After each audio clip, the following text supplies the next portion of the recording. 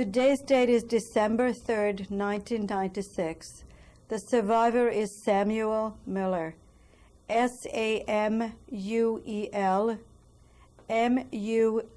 Muller. The interviewer is Judy Brewer, Breuer. The interview is being conducted in Toronto, Canada. Language of the interview is English. Today's date is December 3rd, 1996. The survivor is Samuel Muller. The interviewer is Judy Brewer. The interview is being conducted in Toronto, Ontario, Canada. The language of the interview is English. What is your name, please? Samuel Muller. M-U-L-L-E-R. When were you born, Mr. Muller? December 5, 1912. How old are you today? I will be, in 2 days, I will be 84. Where were you born? In Kaliny. K-A-L-I-N-Y. Which country is that? When I was born, it was Hungarian when I was born. In 1921, after the World War, it got to the Czechoslovakia, got that portion of that Carpat Rus, as it's called. How many people lived in your city? In the city,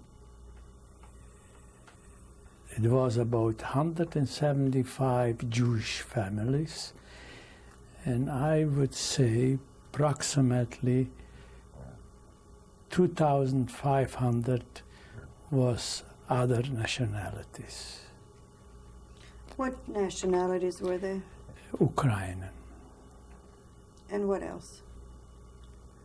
A mixture, some Germans, Schwabs they call that, and the majority was Ukrainian. Where did these people live? Right in the city or the surrounding area? In the surrounding area, in the city, they lived a portion, and in the hills all around the city. How did they make a living, the Ukrainians? The Ukrainians, they made a living from farming. Some was working, others things, but the most was farming. What about the Jewish people? How did they live? They had a hard living. Some was merchants, but they have stores, all kind.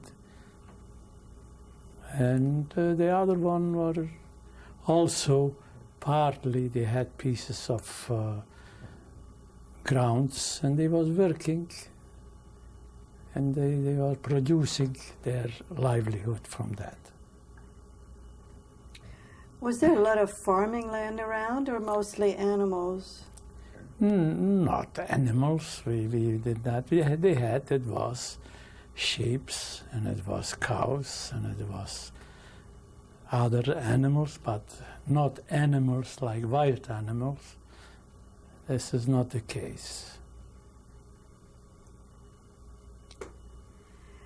Mr. Muller, when you picture your town, how would you describe Kaliny to me?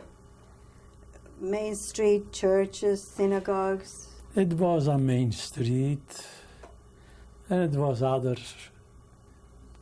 streets, little streets from the main street. We had churches, we had schools, and we had synagogues. We had 2 synagogues. One was called the Vizhnitzer Synagogue. After the Vizhnitzer rabbi had a input on that, and it was the other one was Sighet rabbi. Teitelbaum, which was the name. What was the difference between the two synagogues? And the two synagogues, this is the customs, how they were davening, they praying. Today is the same thing, and at that time it was. Which one did you belong to?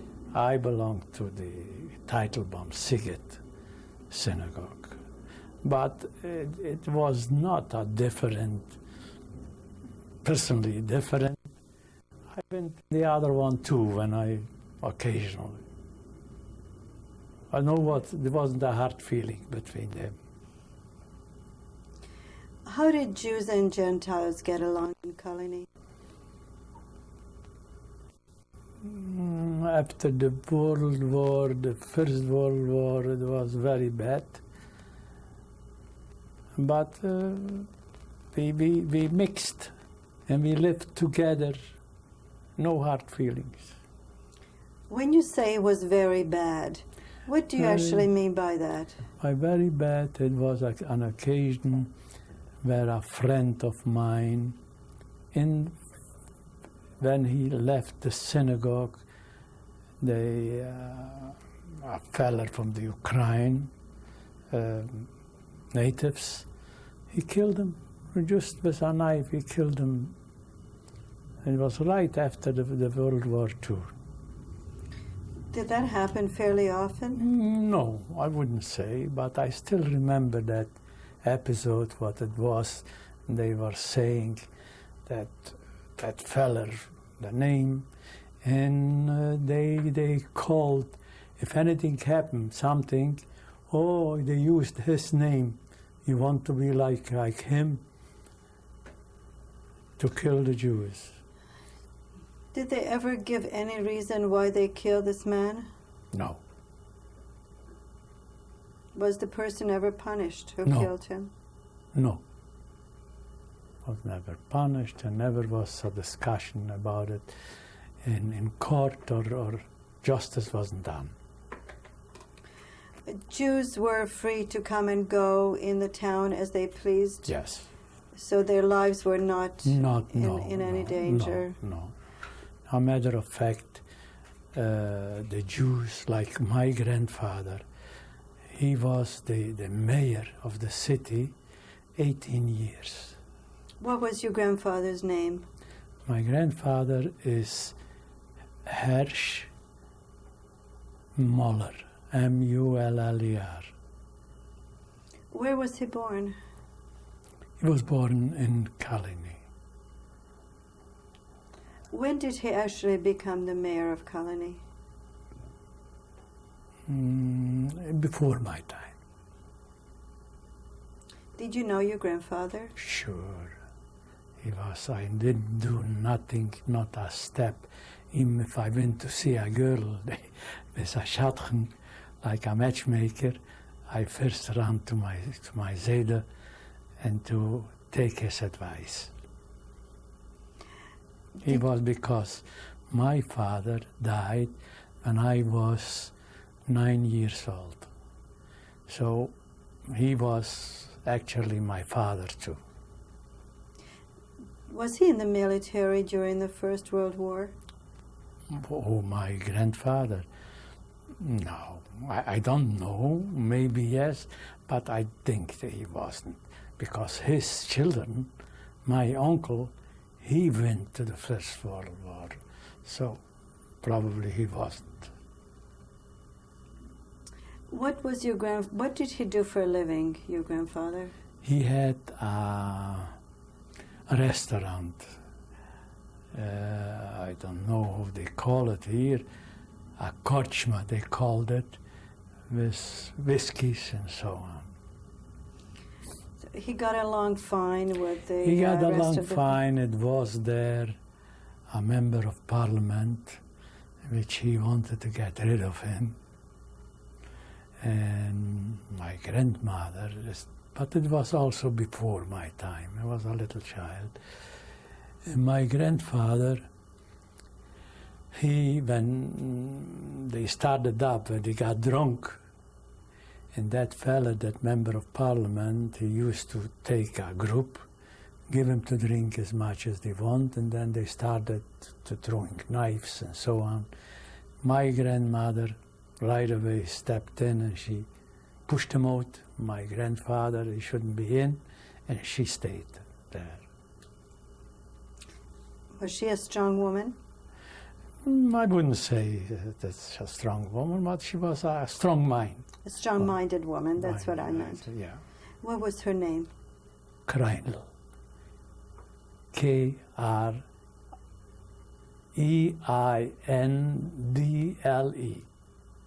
How do you remember your grandmother?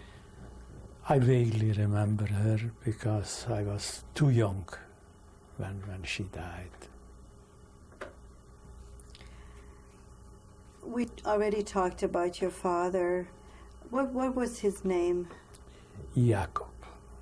In Yiddish they call it Yaakov. When was he born? He was born, he died in 1942. And he died in 1922. He was 42 years old. That means in 1980 he must have been born, approximately. What did he do for a living? He was a merchant, and he had from the government what they used to give for the population on rational tickets they used to give. He was the head of that. This is because my father, my Zeder, he was the mayor, so he put him in that. So, and after he got in also in lumber business later on. How did that happen? Why was he in the lumber business?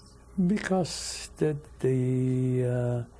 after the war, First World War, they stopped that rationalism, and then he started up a business to make slipperies under the tracks for the government.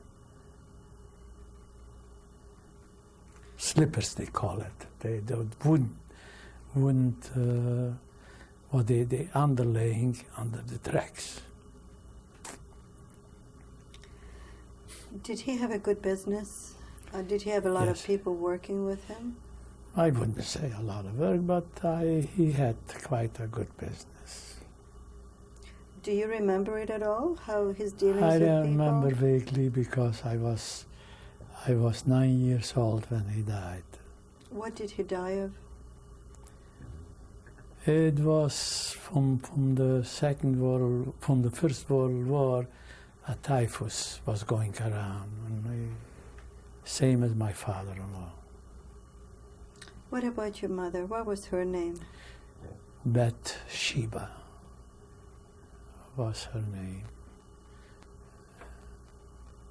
How many children did they have? We were 7. We were 5 brothers and 2 daughters, 2 sisters. What kind of a woman was your mother? Can you talk about her a little bit?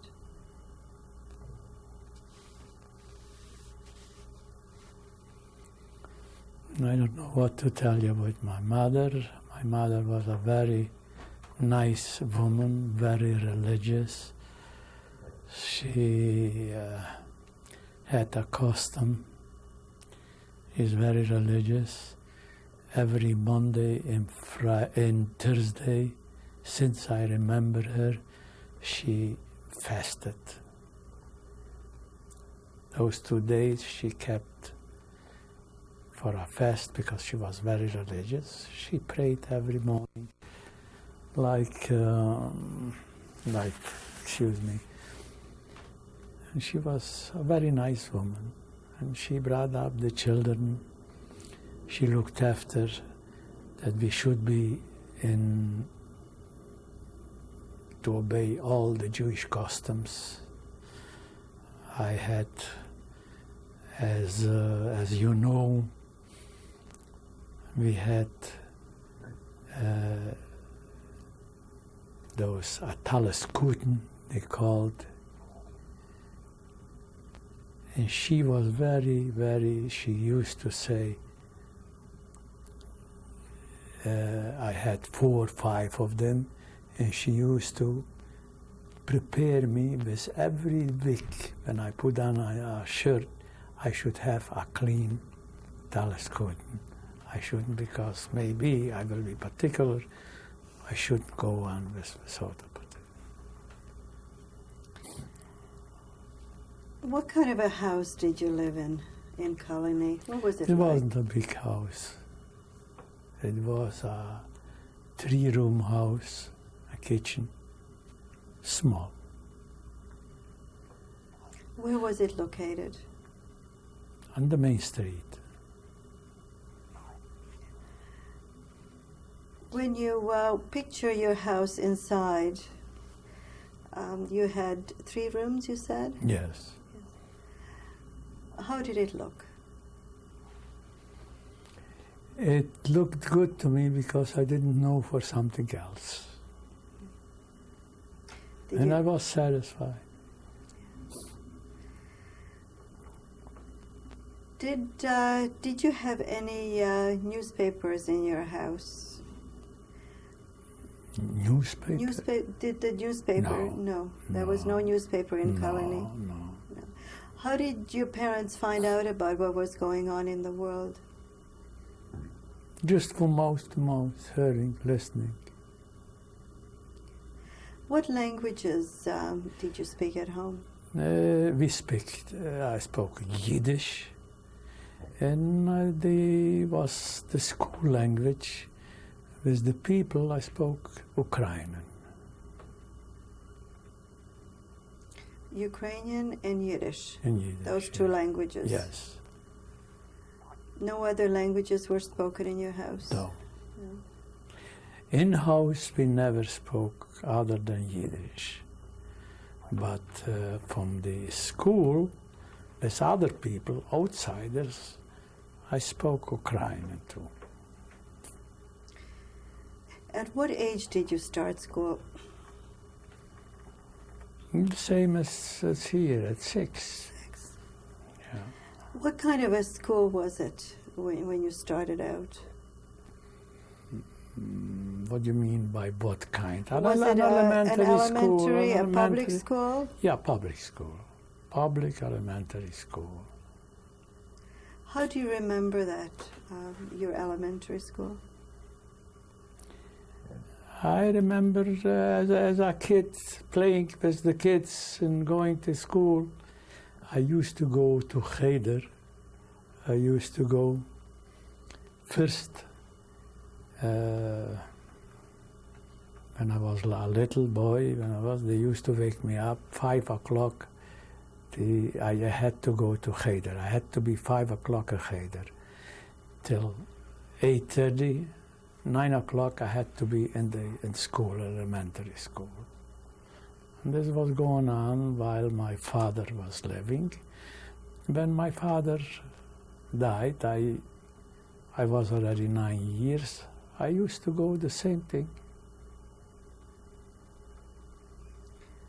Where did you go after your elementary school? After elementary school, when I was already 12 years old, I went to yeshiva. Where was that? Was And it that also was in Colony? the first yeshiva. I was in Unsdorf, one of the largest yeshivas in the world. It was about 750 students from the whole world was there. You could find from United States, from Belgium, from all the countries in the world. You had their students, because it was a very famous rabbi, Rabbi Horowitz. Later on in 1925, beginning of 1925, he became the rabbi of Frankfurt am Main. Where is Unsdorf?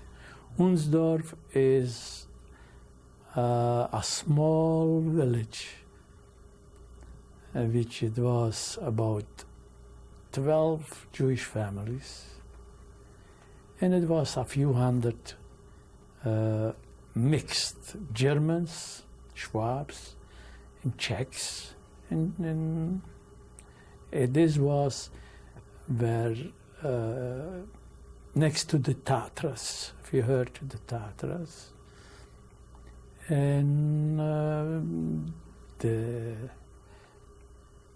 city next to it was Kežmark. It is called in Czech Kežmarok. This was in Czechoslovakia. Czechoslovakia. Unsdorf. Yeah. How many years did you spend here? There I spent 5 years. I was in that yeshiva, and in Unsdorf was about 2.5, 3 miles, kilometer, not miles, kilometer from Kežmark. Kežmark was a university city. And as I grew a little bit bigger and I was in the yeshiva, I was living in Kežmark, and I got accommodation by a professor, Professor Deutsch. He was a professor at the university. He got me in, and I started up the university commercial courses to take, and I finished. What kind of a degree did you finish with? I don't know what they call it here.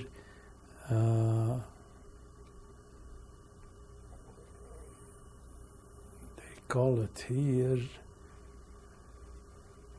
a degree of commerce. How would you describe these years in Kežmark at university? I thought how it described it was very lonely because I didn't have my sister from time to time used to come to visit me. But my parents, didn't have parents. My mother, she couldn't come because she had to look after the family at home. You had 7 brothers and sisters? 5 brothers. We were 5 brothers and 2 sisters. How did your mother support 7 children and send you to university? Very hard life. We had some grounds which we in my Zayda support her, and it was very hard from beginning till my oldest brother started to go in lumber business, and the 2 older brothers, they started up and they helped. What were the names of your brothers and sisters?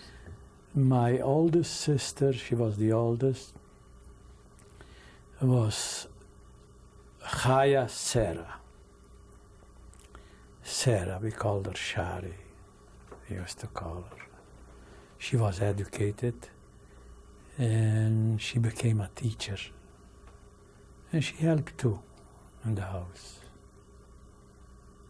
And the other next to it was my brother, Moshe. And the third one was Zavel, Zoli, they called him. He died in Israel. And then I came. I'm the 4th. And then is Shmuel. He is in Israel. He's alive.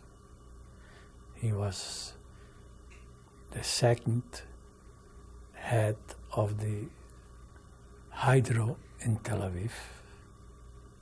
He is in pension already. but they still give him, they honor him, and they still, if he has to go somewhere, they're coming with a taxi to pick him up and take him wherever he wants to go and bring him back. He has that privilege. And then I had a sister, Batya. She went to Auschwitz with my wife together. I will come to it probably to tell you the story.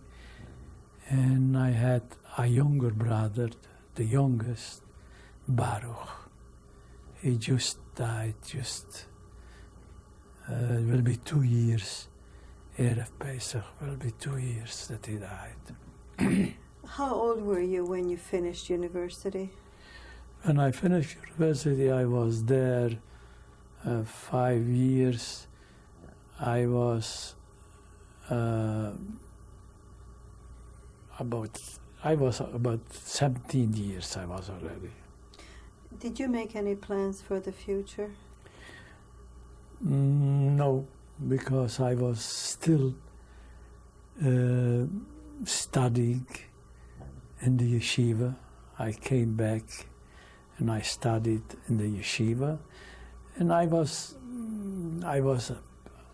had a very good memory, very strong memory, and I got even a diploma that I could become a rabbi in any city. I have from 3 rabbis I have. Who were those rabbis?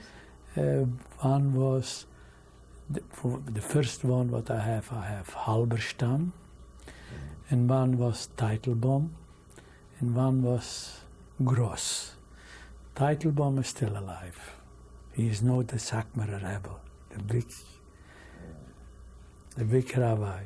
Did you ever think that you might really become a rabbi? No, never. I never wanted, and I know that my parents didn't want. They want me to be a businessman. I never intended to be a rabbi. You went back to Kalini after I your was in Kalani, yeah. That's where you lived? Yes. What were you actually doing in Kalini? Kalini, I became in business, in lumber business.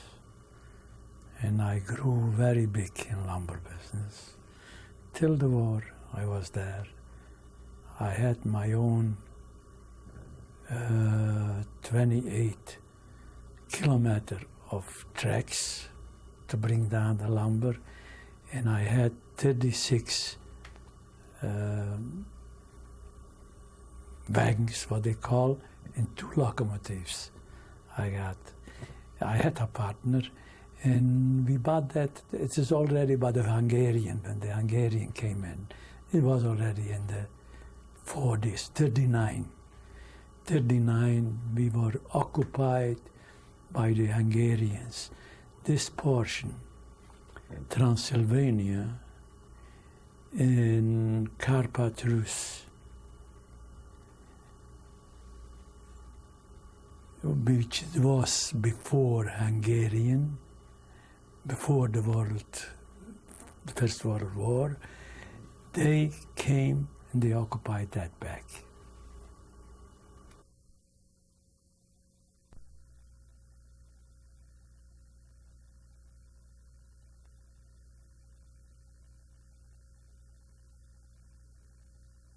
To Samuel Muller. Mr. Muller, we were talking about the late 30s. Can you tell me how things have changed in Czechoslovakia for you? Yes, because it was very bad, I remember, because those Sichoviks, they called them, it was the Petel jurists.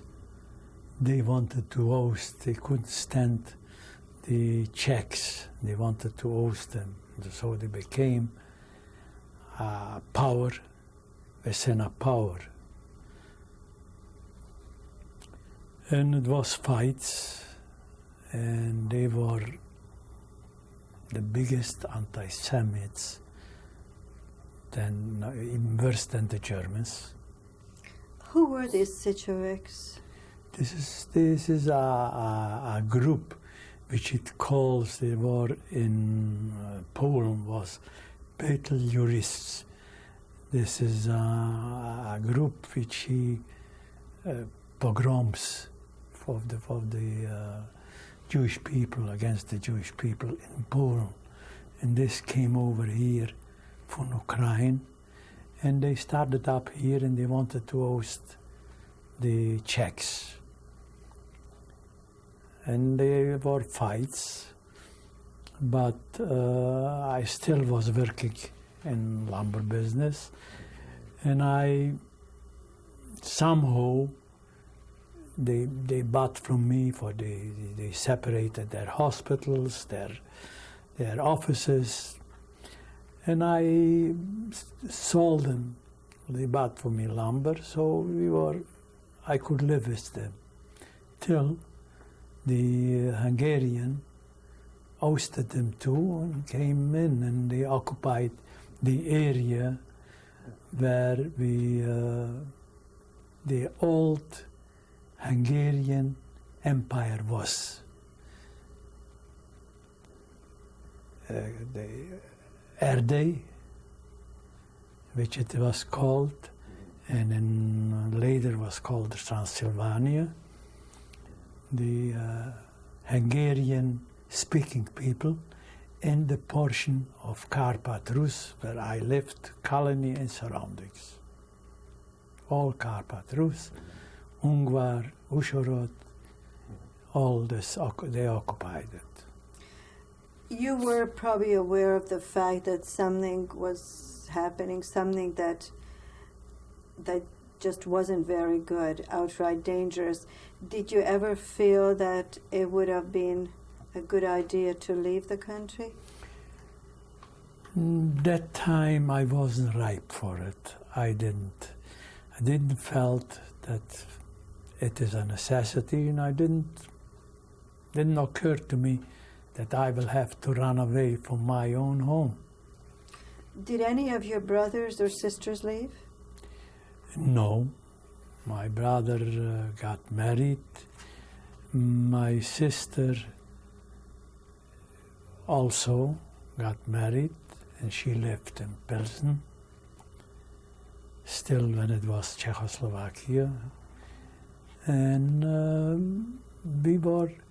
my brother, the other brother, got married too, and I was the head of the house in supporting my mother and the other children.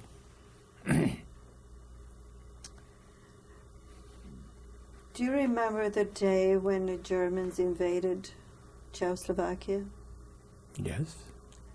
How do you remember that day? I remember I was in Budapest when the Germans moved in. It was in 1939 or beginning 40. I was in Budapest. It was in March. I still had a chance by train to run out and to go home. Why were you in Hungary? I used to sell my lumber for the Kereskedelmi Bank in Budapest. Didn't you feel that perhaps this would have been a good time not to return to save your life? No, because I was very, and the story will prove that I was right. I am home, not in Budapest. In my home, I know every corner, everybody knows me. I came home, and I worked in the lumber business. How did things change there after the German occupation? After the German occupation, I had sold all my lumber to the to the fegyveres repülőgyár in Budapest, to the Kereskedelmi Bank, which in turn they supplied all my lumber to the government, and there was a partner. He was the bank, the Kereskedelmi Bank, was just the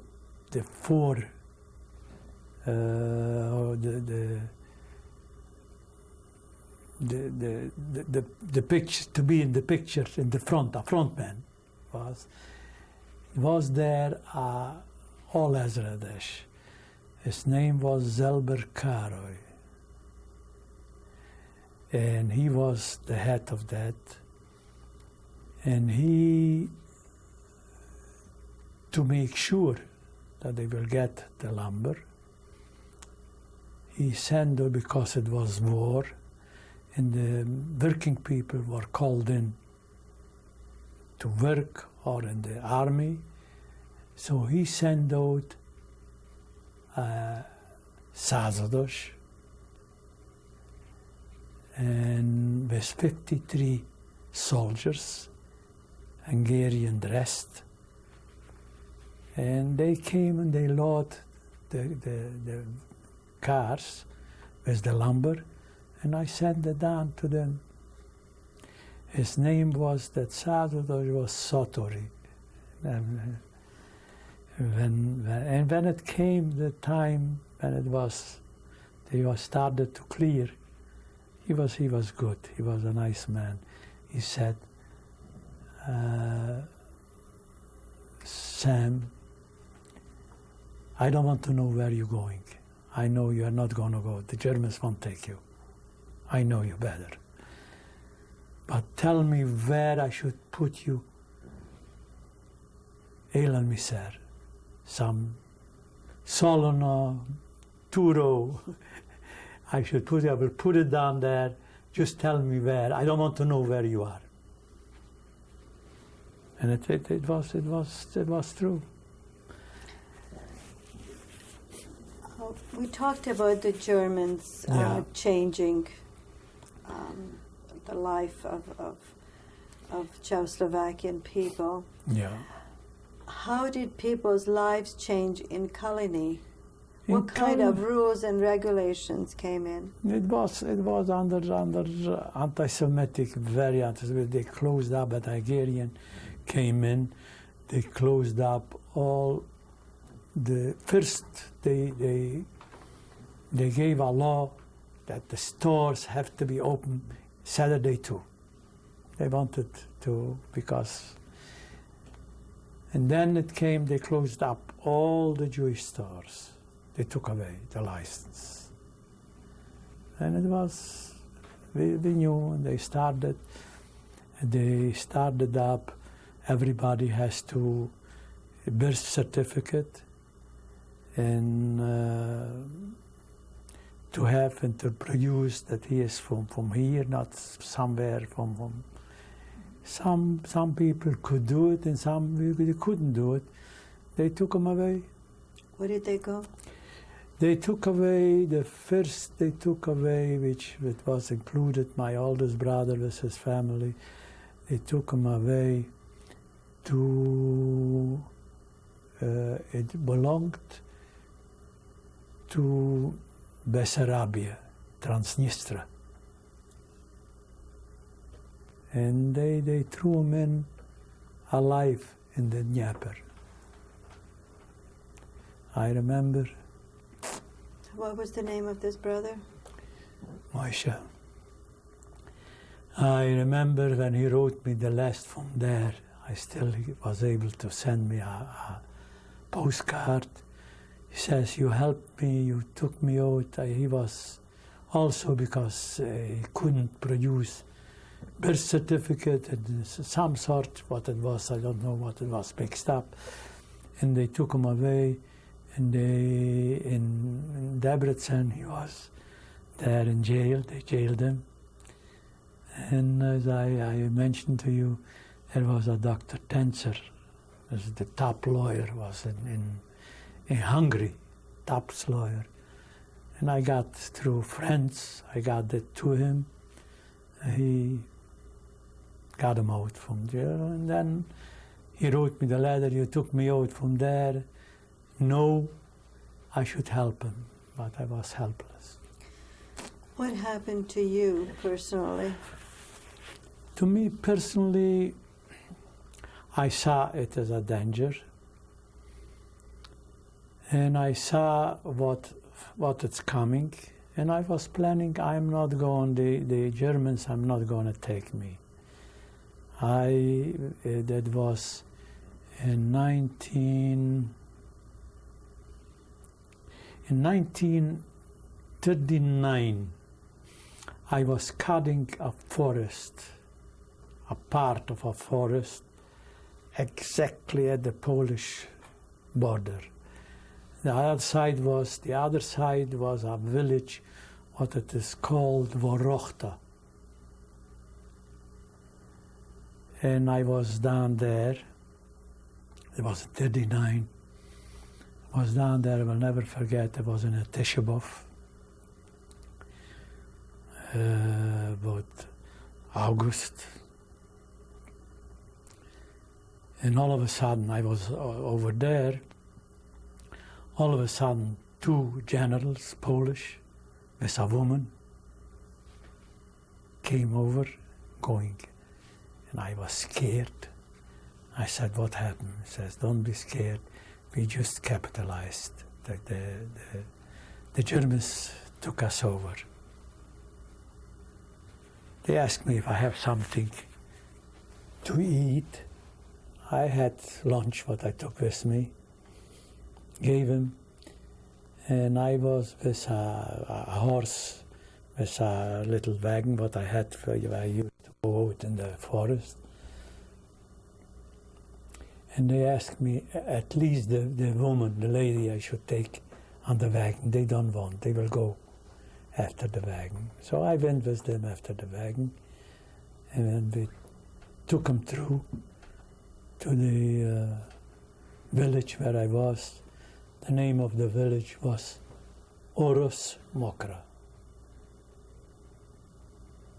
And then started to come later on the whole part of the whole army, the Polish army, which in turn later on they went and they regrouped a league in Great Britain. They were named Senderovces, if I'm not mistaken. And they were there, and then I saw what's coming. And I was planning to do something, but I was still in power, was still working. Small mishaps, which there, one of the Hungarian officers hit my brother. He was working for me there in the village, hit my brother. I called up and they arrested me too. I called up that Zelber Karoy, the general. He came right away, and he asked what had happened. So I told him what had happened. He took right away that officer. He sent him out to from where he belonged, and sent him out. He started with ladders he sent them out to the front. Mr. Muller, what happened? Why were you in jail? I wasn't for nothing, because I was Jewish. They threw the Jews into jail? They you see, it happened, a mishap with my brother. My brother came to him. It was on rational tickets.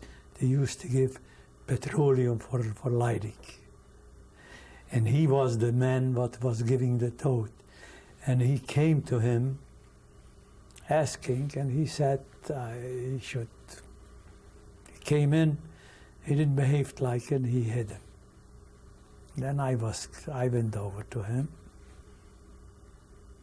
and I said, you know whom you hit. You know this, he is my brother. And he said to me, I should stay in Villas for him. And I said, I'm not going to stay, I'm not a soldier, and I'm not going to stay for you in Villas. And he hit me too. I had a battery in my hand. I hit him back right away with my battery in face, and he ran to his gun, and he wanted, and I didn't let him to touch his gun. And it was by a German. He lived in a German. The German ran in, and he separated us. I went, and I called next day to that Zelber Karoy, the Ezredes, and he in turn came down with the gendarmerie, with the generals. They arrested me. What happened to you when you were in jail? Nothing. They kept me there in jail till that Ezredes came, and right away he freed, and he sent away that fella. He sent him away. Tell me what happened after this. After that, I think I mentioned to you that one day a feller by the name Yuri and Nofre came to me in a summertime, came to me and told me that he found two boys with a girl in the forest, deep in the forest by the Polish border. They got very scared. He said, don't be scared. I am working for a Mr. Muller. He's Jewish. I will help you. I just want to talk to him first. You stay here, don't move nowhere. I will tomorrow, I'm coming back and I will pick you up. He came to me and he told me, and I said to him, Yuri, do what you can and bring him down. And in the early hours, 2-3 o'clock in the morning, he was bringing him down to the city, and I told him that he should bring him down to the station and buy him tickets and send them out to Teichu. It was the city, the bigger city for the area. And when he was going with them in the early mornings, he passed by a school. And there was a teacher, a Hungarian, and his dog started to make noise. And he went out to look what the dog is making such a noise. And he saw the girl with the two men and saw that Onofre, which was carrying a gun, with another fella, he had a helper. And he wasn't lazy, he got up, got dressed, and was following them. That Onofre took those two boys and the girl and brought them down to the station in Dubove, where my wife is, and put them in the waiting room and he went to buy tickets. And that feller arrived, that teacher, and he started to yell, "You are arrested. I'm going to call the Chandrashekh. Don't move, nobody." And they were panicky. And that Onofre said, "I can't help you, only the window can help you." They opened up a window and they jumped out through the window. And they were running, either one where he could run. The Chanders, they came and they started to look. The girl across the street ran in there. She didn't know where she ran. She ran in there, and it was boards. It was boards from the sukkah. Was leaned on the wall of the house. She went in between, and she laid there. The two boys, they got the Chanders, they got them. And later on, I found out that they took them out to the border and they shot them. The girl, until heard in the morning, the kids were playing and they were talking Yiddish. So she was laying there, and then later on she came out and she said, "What can I do? What shall I do?" And they let me know. They took her down to the shul on the attic first. And then I got together with other people and with that Yuri Onofre, and we dressed her up as a man, as a boy. And we took her out to Teitje, the Zionist organization, the Mizrahi. They took her over and they sent her out to Israel. And that Onofre, they were that Hungarian teacher. He was very against it, and he reported him to the Kemal Harito, that he is trying to save the Jews, and to the authorities. And they came one day and they took him away. Who did they take away? The Onofre. They took him, they arrested him, and they took him away to Ungvar, Ushorod, what it was, took him away and they kept him there. And he got also death sentence. And they said to him, he was our only son, call your parents, they should see you the last time. He did. He called the parents, they went down. They came back and I was talking to them. If he saw, he says, yes, nobody will help him. Nobody, no help. And I went down to Ushorod and I started to sneak around, and I found out that a Jewish lady, a druggist, and they had a big drugstore.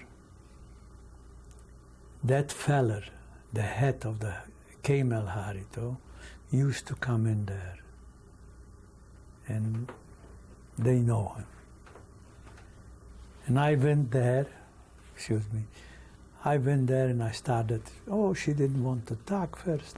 I said, doesn't matter how much it costs. I want to see, trying to get that man out. I will call him and I will tell you tomorrow. He is not coming daytime. In the night he will come over. I will discuss it with him. She discussed it with him and she told me it's a hard item because he is supposed to be next day to take him out and to be shot. And I begged her and I said, doesn't matter how much he will offer him as much as he wants, but I want that man to save that man. She spoke to him again, and he said, let me think it over, what I could do, and I will let you know. He came back, it was another day, and he says, I declared a typhus for that area, or the jail. Nobody can go in and nobody can get out. So, first, let to cool off. And then he told me I should bring him some documentation that this feller is a good citizen, and he has nothing against the Hungarians, and that he is a nice man, and so on. And I brought him from where he was for the government, he was working for the forestry. And I got from the manager from the forestry, got a nice letter, and I came back and I got him out. I brought him back. And it was... Where did he go from here? He went home. He didn't want to run away nowhere. He was staying home. Later on,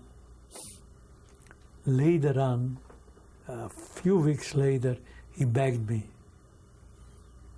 He says, Mr. Muller, I would love to see the face from that head of the Camel Harito and talk to him. I said to him, what are you going to accomplish?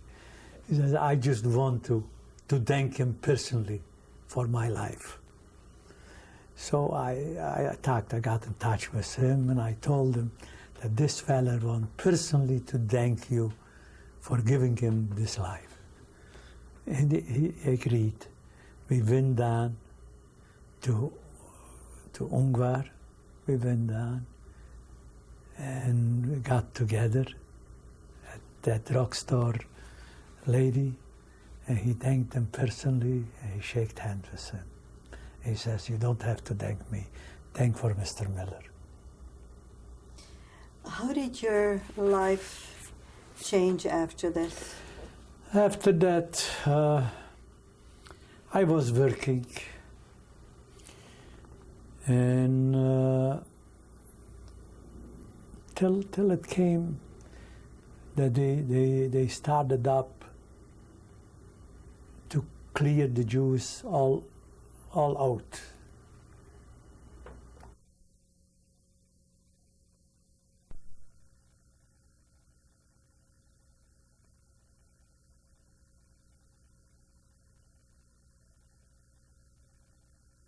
Samuel Muller. Mr. Muller, please continue about your story when the Jews were taken out.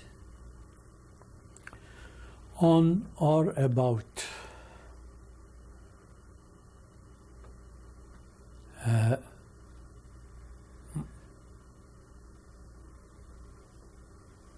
April 1942. It came an order to clear all the Jews out and transport them away, where we didn't know where they take them. But we heard already that it's not a picnic where they taking him. And I was discussing this with that Yuri Onofre, whom I saved from his death. I said, and he said to me, you are not going. I will put my life in jeopardy, and I will want to save you and whomever you want. That was the last day of Pesach. My office was by my sister-in-law at a station from where I used to go communicate for my business. I had the office there. He came over, I called him over. He came over and I told him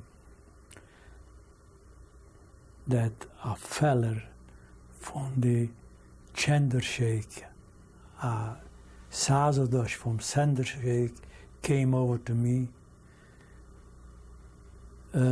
which he was a friend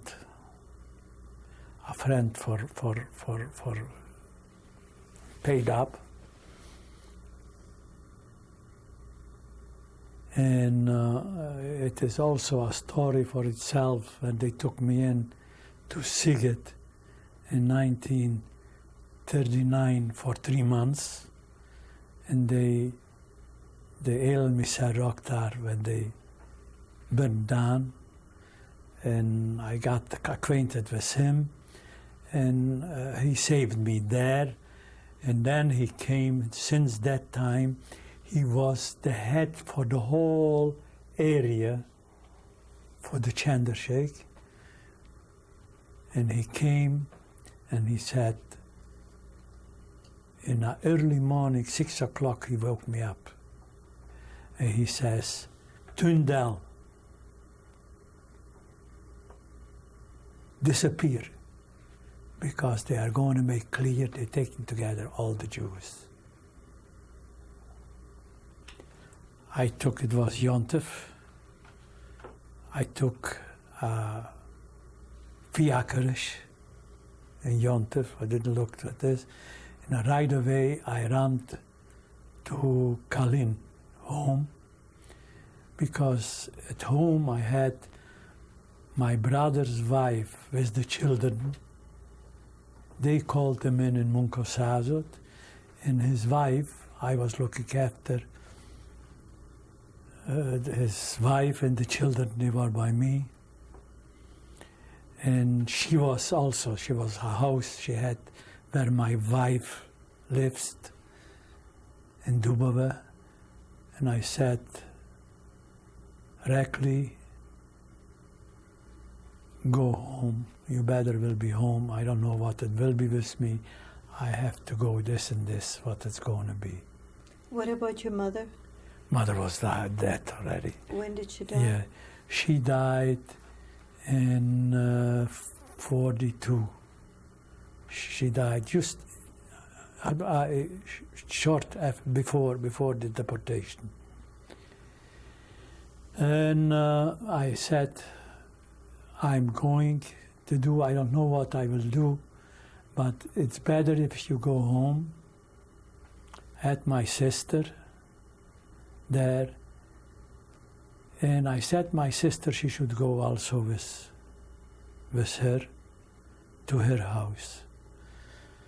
They called in the Judenrat, called in the heads from Kalini to Dubove. Dubove was a Judenrat.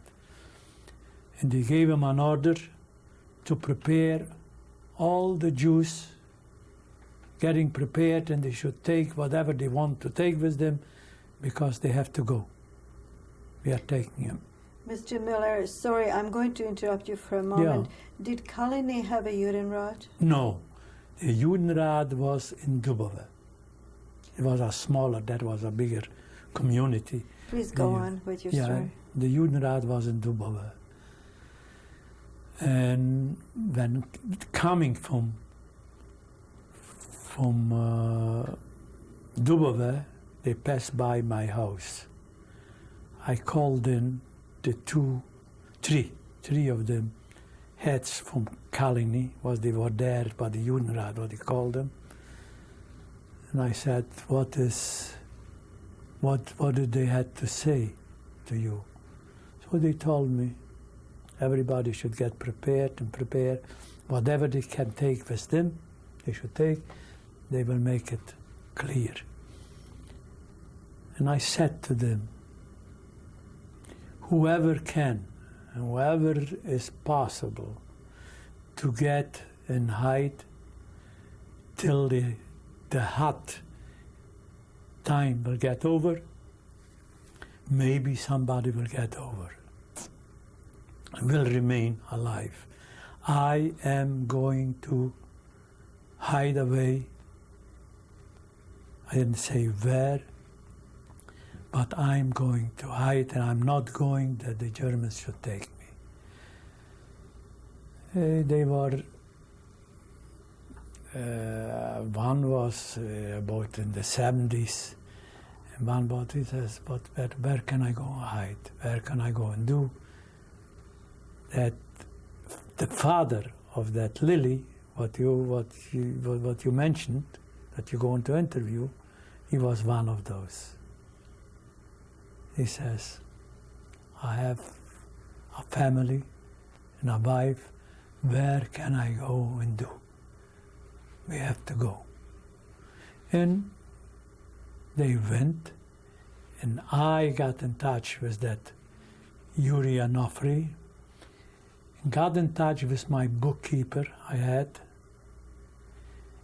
and with another boy, he had a friend, and I said, we are going in the forest. We are not going, they're not going to take us. We went away in the forest, and then we found out that Dubove, where my wife is, they closed it up, they declared, also for money, they declared typhus, not in and not out. So they declared it for 3 weeks, not in and not out. So I came down, back, to be with, so I was my sister-in-law, I was at home. And then they started to talk that the end of the 3 weeks, and I said to the Yuri Onofre, he should prepare for me somewhere to go. So he was discussing it with my foreman, Nicola Nossa is his name. And they said, we will try to do something. And first I went to that village where I was cutting the production of my forest. I found a little picture I found still from the forest where I'm standing there, where the wood comes down from the special made like a track, comes down to the tracks, and I'm standing there. I found that. And I was there, and first I came to it was the Bürgermeister, this was here, their Obiro, Mayor. Polish mayor, the mayor, and he put us up on the attic. I was on the attic with the bookkeeper, with my brother-in-law, and we were there. And the gendarmerie, the Chenderuk, they came there, and they started to question that they are looking for Mr. Muller. Mr. Muller, the Germans, they didn't took him. He must be hiding somewhere. So they like a joke, maybe you are a good friend for Mr. Muller, maybe you hiding him. He says, I'm not hiding him, but if I would see him, I would hide him, because he's a good man. And he agreed. He says, if you can, you just hide him. This was encouragement. He just hide him. We were there for a few days, and that Nossa Nicola Havrilo, the father's name, he prepared that bunker in the forest. Then he dug out. It was about 10 feet, about 10 meters, about 10, and the height was, I couldn't stand up. And he put on straw on the bottom and covered it with big trees. And we went up there, and my partner with the 4 girls he had, and with his wife, we were 13 people there. Who were these people exactly? The people were my partner, his wife, and His name? the four Steinmetz, Bernard Steinmetz. He is in the Yad Vashem. They have all the story. That's why they wrote me too, because I was the organizer. But later on we separated because the girls, they didn't obey it. They weren't careful. They went out, it was a little creek going there, and they went out to wash themselves, to refresh themselves. And it was very dangerous because on the top of I was down in the bottom of the hill.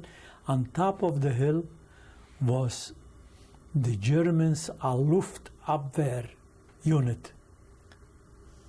And when it was quiet, nighttime, I heard them talking. It was so close that we heard them talking. So I was very careful.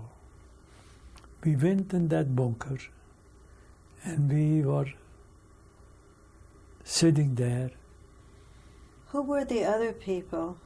The other people was the bookkeeper, my foreman, a Jewish foreman by the lumber mill. He was, and it was that Bernard Steinmetz with the 4 daughters, which he left, but I was with the bookkeeper, with that foreman what I had, and my sister-in-law, and her husband, and the child, Rifchu. And we were there, and one day,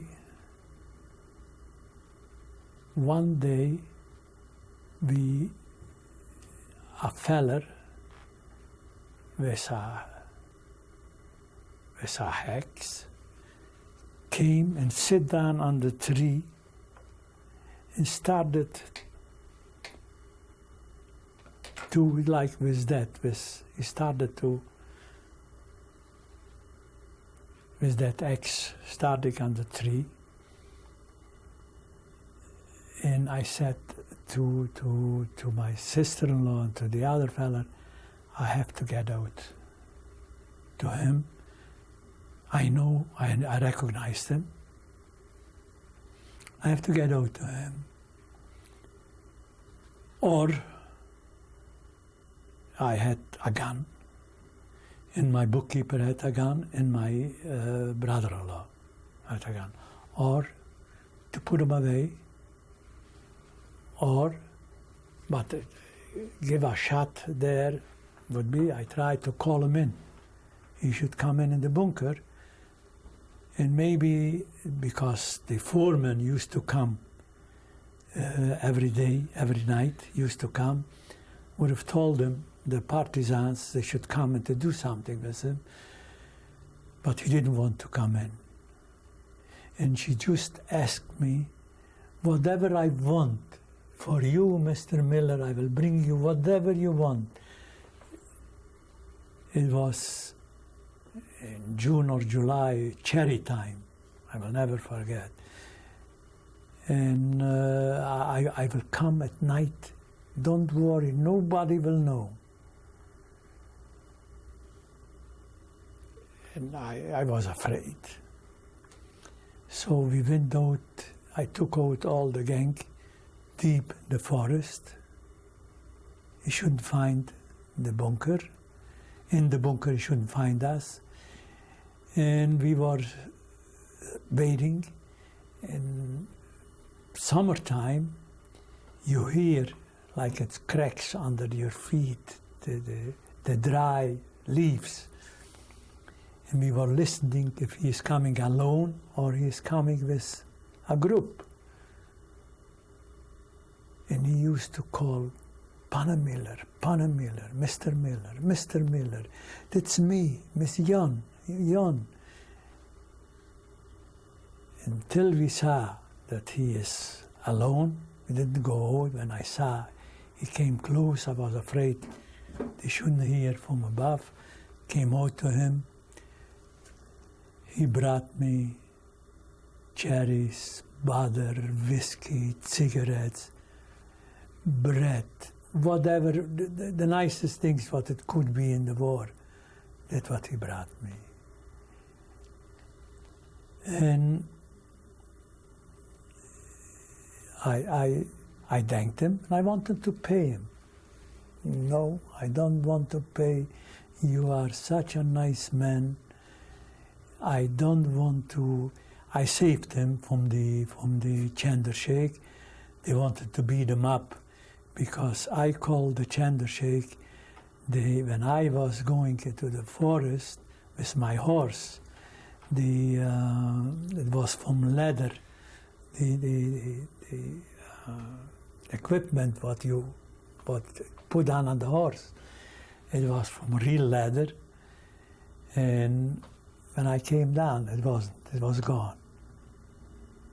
The horse was tied up to the wagon, but the things was gone. And I told the Chandrashekh about it. They came, they started to question, and somebody told that this fella was up that time in the valley. So they took him here and they wanted to beat him up. And I said, no, didn't let.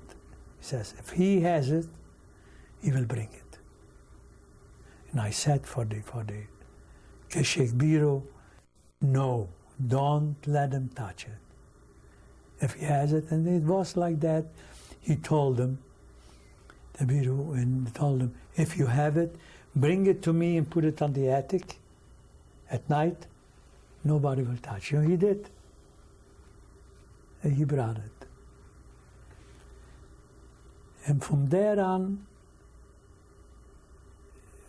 we were in the bunker, and then later on, a few weeks later, another feller came. It was his brother-in-law, the fellas what was before. He came, did the same thing, and I tried to get him in. Didn't want to go in.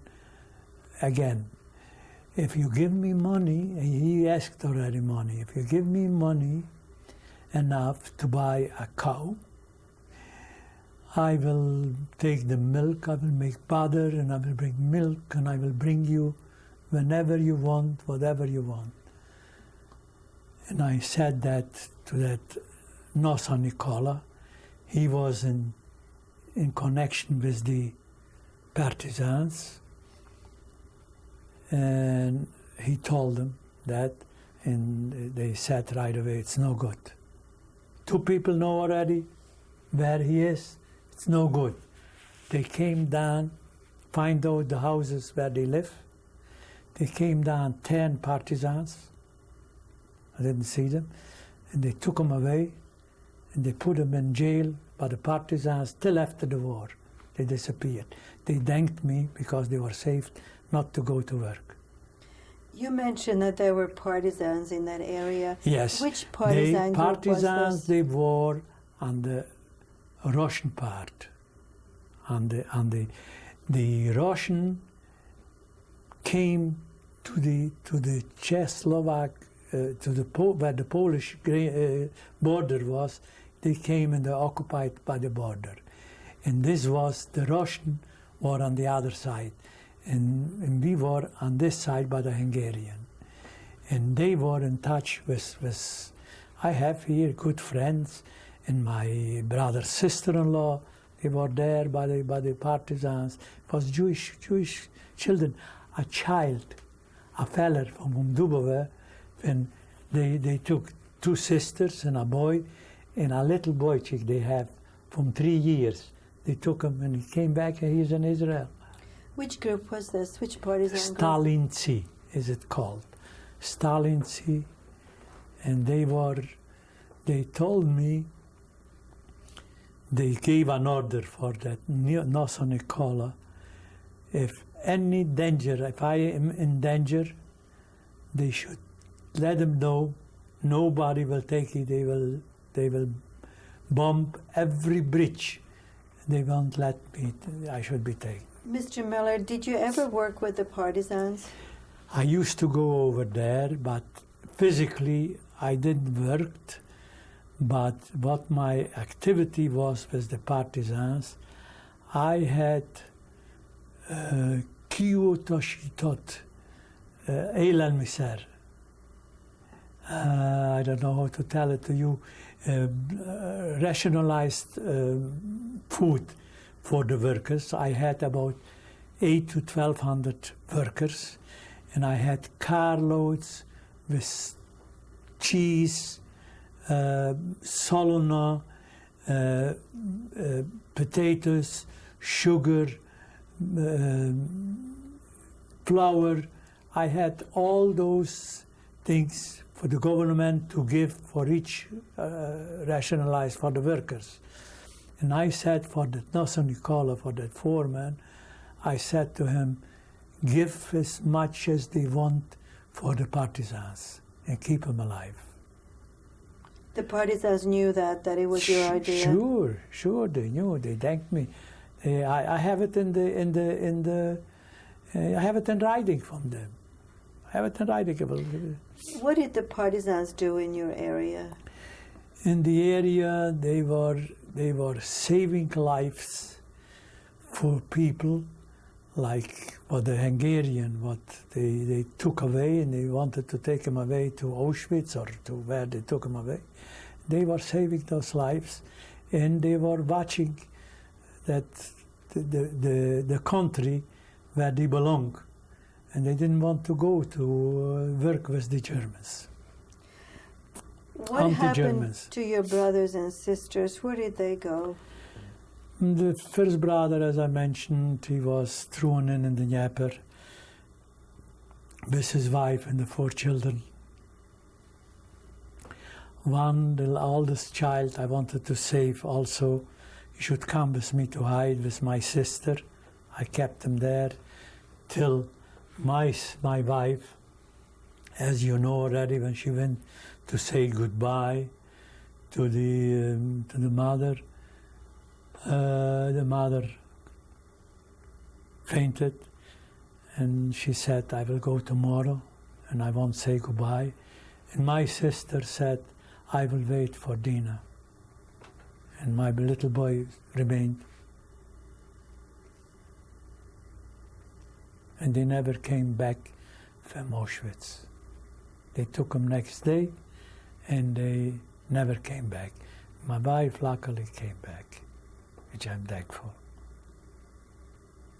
When you talk about your little boy, who is this little boy? This is my oldest brother's boy. His name was Yaakov, after my father. How much time did you spend in this bunker altogether? Altogether from March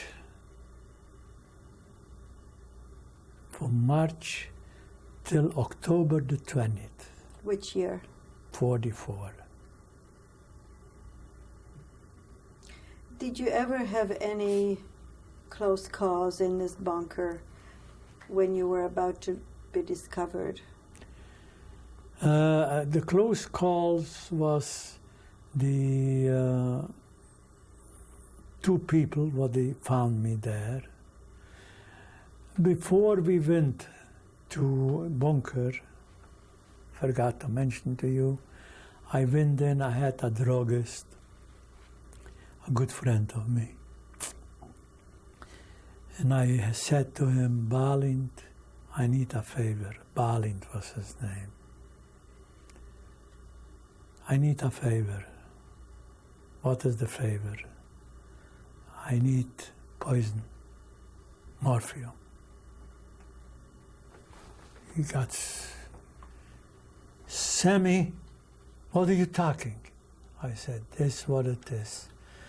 I'm going to hide, and I have a gun, or with the gun I will take my life, or you have to give me poison for me, for my brother-in-law, and for my sister-in-law.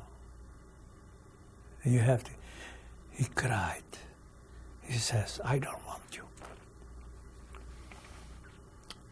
We cried both, but he said to me, Sammy, I beg you, give me your solemn word that you will never use it just in the last minute.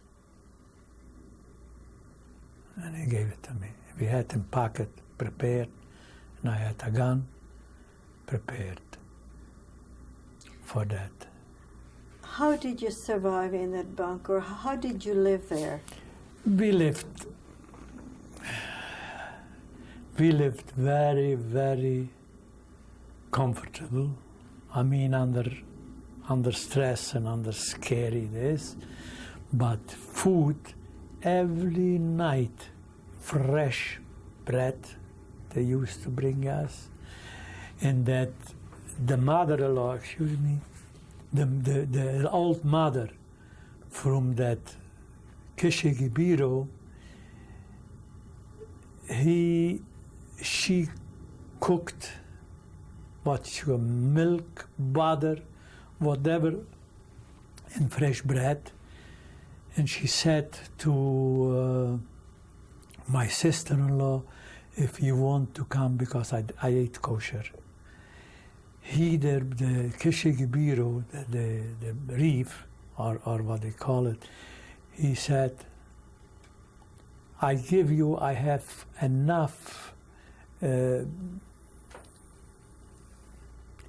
have enough sheep and cows. I buy you a new knife. You cut yourself, shecht yourself, was because I know that you need, should be, you eat instead bread, you could eat meat.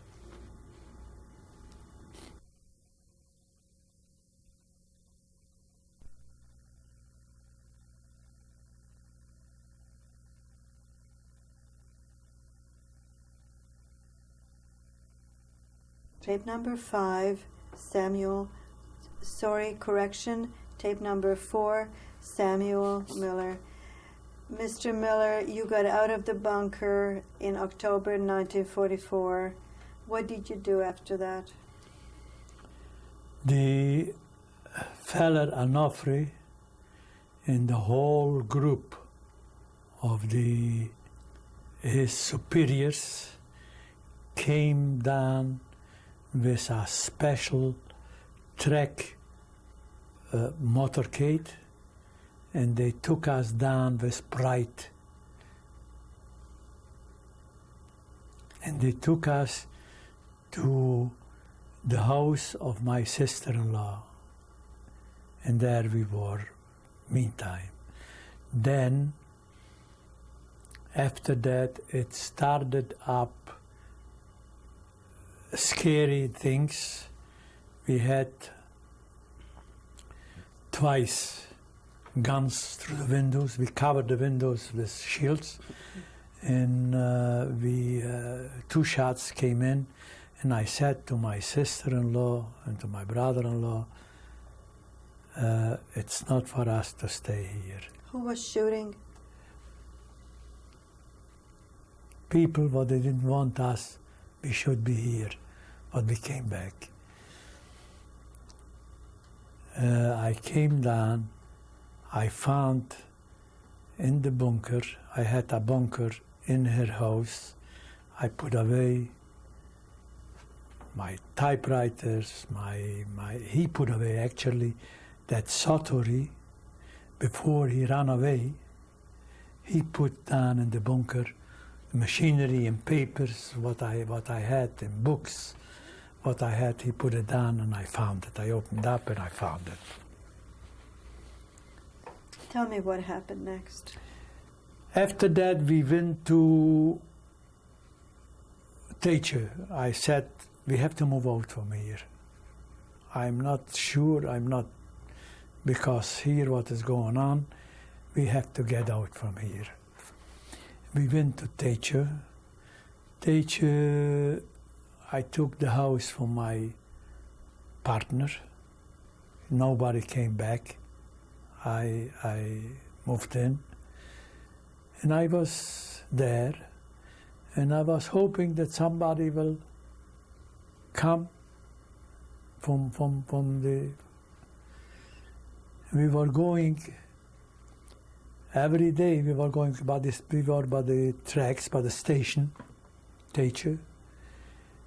And we were hoping to come in May, me and my brother-in-law. In May, my wife arrived. Naturally, I was very happy because I knew my wife. I was coming in and she was there, and I liked her very much, and I hoped that something will come out of it. And then the Russian occupied teacher, it was May, the Russian occupied next May, a year later, they occupied teacher. And before they occupied, the fella from the partisans, what I was, they knew. Or he told me, Sam, this and this is going to happen. I don't know what your plans are. I took my wife and my brother-in-law and the child what we had, and a truck. I took, loaded everything on the truck, and went over to Romania on the other side, because Teice is just a bridge dividing from Romania. The other side of the bridge is already Romania. What happened in Sighet? In Sighet, I lived there. Did you get married? I got married When was August the 28th, 1945. I got married, and I got in business, and again in the lumber business. Started with partners, and my wife got birth of my daughter, Greta. She was born there. And when I saw there is also communists are starting up to mix in there, it's no good. I, as a Czechoslovak citizen, they came and they repatriated us with a truck and put us with no expense, nothing. They put us on a truck, whatever, 2 trucks.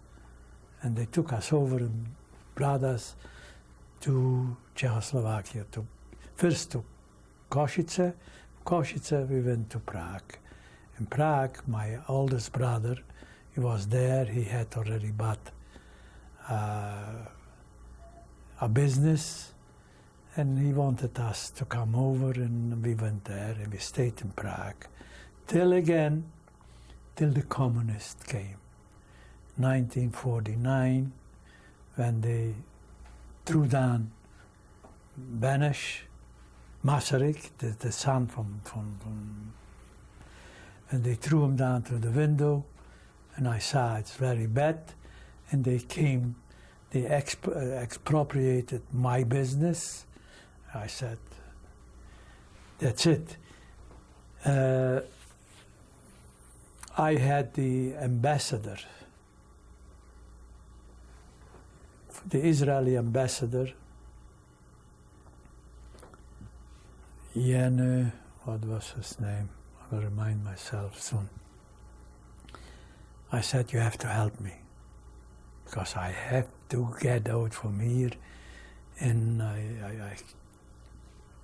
I was already, they came and told me I should report Monday, I should report to the authorities. And Friday, and I said, maybe I can't Friday, but Monday, I will. They said, okay, but you for sure make Monday you will be over. And I went over Yenu Greenwald, and I said, Yenu came, you have to help me. This is the situation. They are after me, and I approached him that Monday I will come to report to them, and I have to be out from here. He says, what can I do? It is Saturday. The ambassador, the Austrian ambassador, to get a visa, I could give you a passport, I could get, but how can I get a visa to, it's closed. I said, do what you can. He went over to his private home. He took him into the embassy, and he got a visa. And Sunday morning, 10 o'clock was the train, I was over in Vienna, in Linz, in Vienna, first Vienna. Then you went to Linz. And from Vienna, I was about 2 weeks, I was in Vienna. And from Vienna, I went to Linz. What did you do in Linz? In Linz, I was in the DP camp. And I wasn't doing nothing. I was in the religious committee. I was sitting with the big shot, with how you call it? Mr. Wiesenthal. Wiesenthal, I was sitting with him.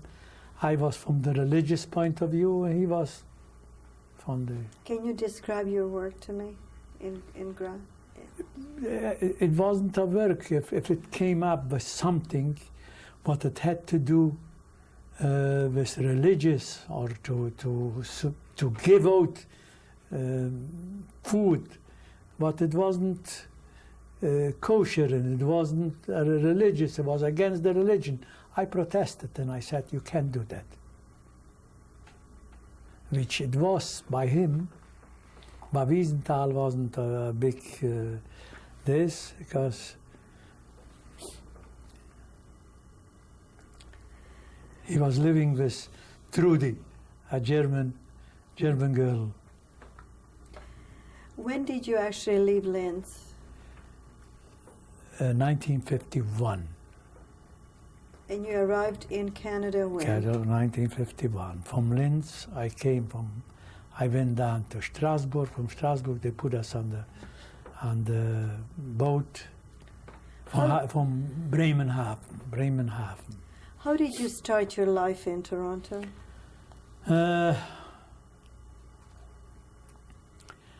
I came here. That time was the highest. They supported me. I had a brother-in-law, my wife's brother, in New York. And he supported me. And then later on, I started to look for work.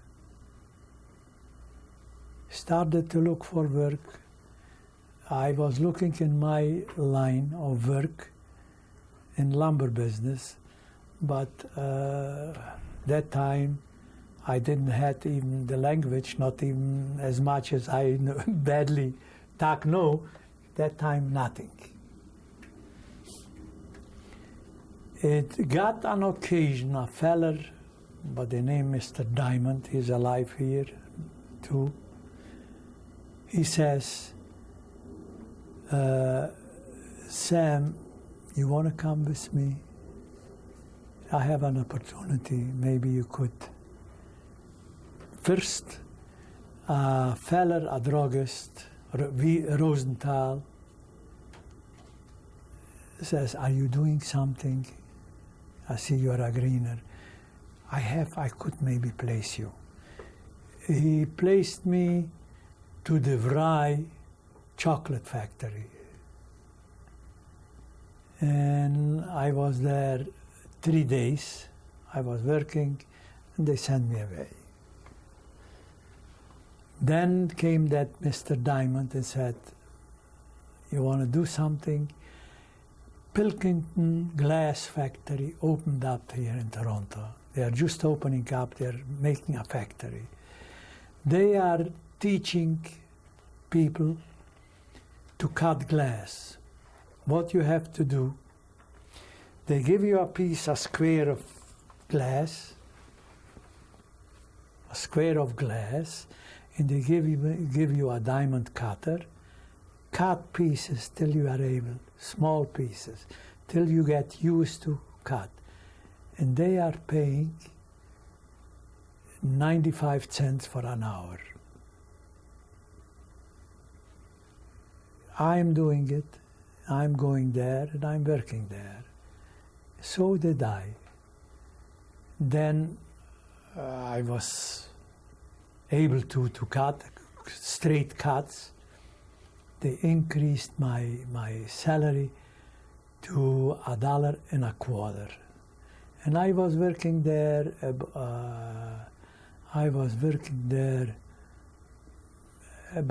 About 8 months. I was working there. But Friday, when the short days came, I said, I can't work till 5 o'clock. But it was a very nice manager by the name Boyd, Mr. Boyd. And he said, for the foreman, he gave an order. Mr. Muller, ask him when he has to go Friday and charge him the full time for the full hours. Don't discount what he's going early home. And he did. He used to come, that foreman used to come, Sam, when do you have to go today? When is the time to go for you? He used to come and tell me, Sam, you have to go already. You have to go. To make short, I was there about 8 months. In the meantime, I went to in lumber business to look for. It was in the fall. I was in a lumber yard. Crown Lumber is it the name. 2 Jewish owners. I came in and I said to them, I would like to work for you. I came dressed. They looked at me. You are not talking English, but what could you do? I said, all my life I was in lumber business, and I know about lumber. I'm qualified to sort lumber in grade lumber because years I worked in that.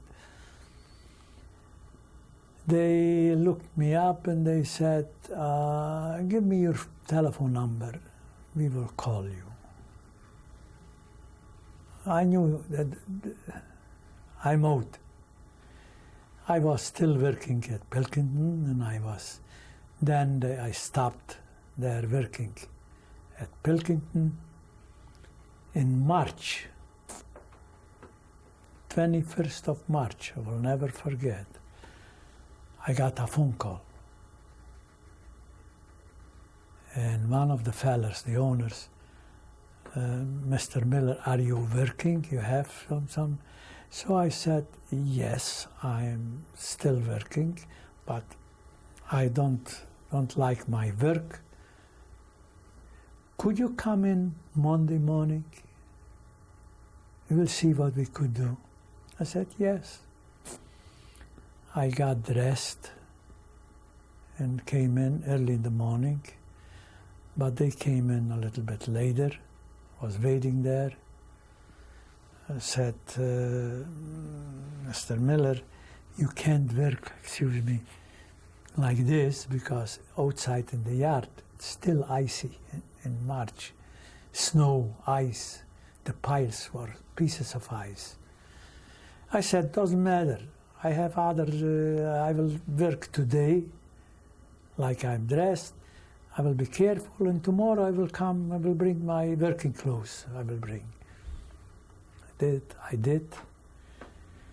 And I came and they called in a feller and they said, Joe LeBlanc, you show Mr. Miller in yard what he has to do. A crazy Frenchman. And he showed me what to do. He needed a few pieces of 2x4s, 8-footers. He used to send me up 25, 30 feet high. I should crawl up and throw down a few 2x4s. How crazy he is, I just want to mention to you, when he had to do it, he got a truck and he hit the pile, should fall down. Crazy it is. I was working there. My wife bought me working gloves because I wasn't used to do work in icy days. My wife used to cry. She says, Yossi, he called me Yossi. And are you gonna, I say, don't worry, I will do it, don't worry. And I did. Friday, it was about 2 weeks I was working. Friday, and yes, they gave me, you have $1 an hour. And the other fellow, but don't mention it to the other workers because the other workers are getting just 90 cents. For you, we are giving $1, but never mention it. I used to go down dressed in working clothes downstairs, got a punch card, punched in, and was working. I worked there 5 weeks. What kind of business did you eventually go into after this? From there, I went in, got in the lumber business. I got in, they took me in as a partner, a third partner. They took me in. And when the TTC came and expropriated the yard, everybody separated. I wanted to go, they called me. One partner called me, come with me, and the other one called me and I said, no, I'm going for myself. I was working with all the builders because they came too, and I was the head of the Crown Lumber. And I got in with Meridian Group, the largest building group. They took me in as a small partner. Then I went and bought bigger parcels by myself. Then I became a third partner, and we had one of the biggest companies here in Toronto. When did you retire, Mr. Miller? We split up the company because we started the partners. We started to talk. It was in 1982. We were talking before. We are partners. We understand each other. We have no problems. But what will do our children? One had 2 adopted children. One had 3 children, one partner, lawyers. I had my only son and my daughter, also a lawyer. It will be fights. Let's try to find a forum, how to get out, to split up. We were with bookkeepers and we were trying, and with tax experts. If we divide, we shouldn't have to pay taxes and so on, till we came up take a zetelig tree, a divide, and put it in and shake it up. And everybody pulled out. We had an agreement. Everybody pulled out a share. This is yours and this is yours, and it is in the books. And then I sold out, and some I left. I'm still operating. I'm still running. I'm still running it. You're not retired yet? No. I would love to. I would love to. I just sold one property. I would love to, so I have everything for sale. But I have in Windsor, I have in Niagara Falls, I have in London. I have still properties out of town, and I would love to get rid of it. But today you are still a very busy man. I'm still a busy man. Today they called me even at night. Last night I wasn't here. What occupies your free time? Free time. I'm still religious. I like to take a book, a Jewish book, a Gemara, a Talmud. I like to take and look in and remind myself from the Jugend, from the young. Excuse me. Which synagogue do you belong to? Beaumont. Who is the rabbi there today? Rabbi Ox.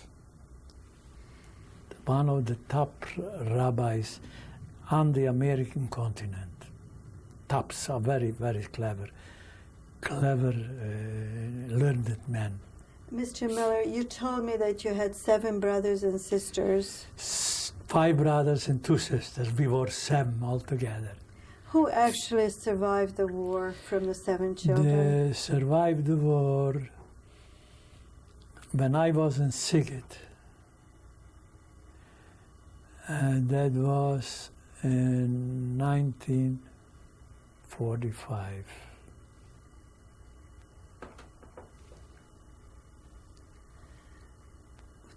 Go ahead and continue, 1945, a Russian soldier, a captain, came into my house on a Friday and said, where is Mr. Muller?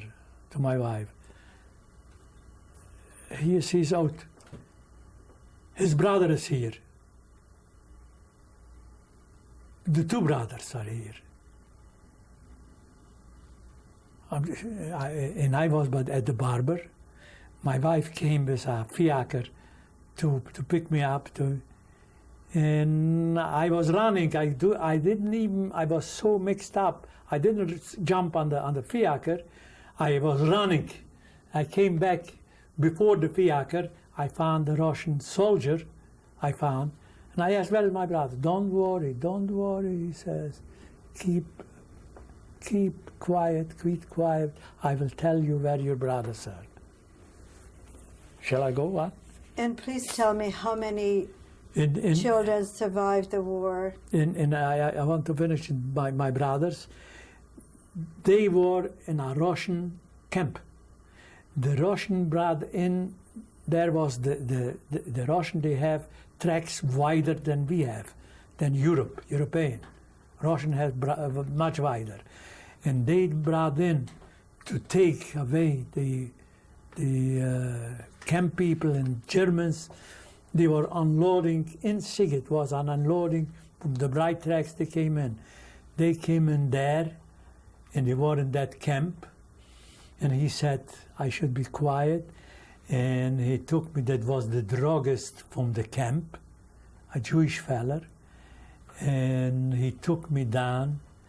And he didn't tell for the brothers that he closed me in, locked me in his drugstore where he had. And he went ahead and he took the 2 brothers, he needed them for work. And he opened up the door and we got together 3 brothers. What about your sisters? The sisters, they didn't come back, but the oldest sister, which was in Theresienstadt, she came back, and she came to Sighet when she heard that I'm alive.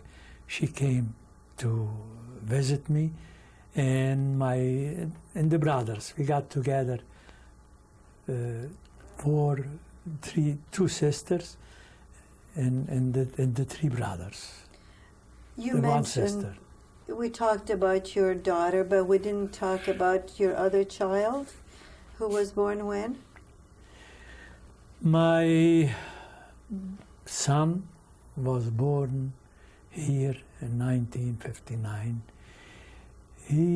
My wife has mishaps, and she had in Prague, she was pregnant, she lost it. When we came to Austria, I went to a gynecolog, to a doctor, and he checked her over and he said, I don't see anything preventing you to have another child. She got pregnant, and she got sick, and I almost lost her too. She didn't reckon, she came in a stage, she didn't recognize me, she didn't recognize the daughter, and they were saying already, tell him in the shul, the rabbis, and I was running, and I couldn't do, and they took away. Over 5 months it was a concilium from 26 doctors, and they said, it was Dr. Robinson, he was from the joint, the head, and that docent, he was a professor in Vienna, and he was in touch with that Robinson. They didn't do, they were careful. He wanted to do nothing. And he said, they will take away the child and they will save her. They will try to save her. And they saved her, and I said, what is? He says, I'm not going away from the bed day and night. He stayed beside 48 hours. He slept there, and he didn't go away from the bed till she came out.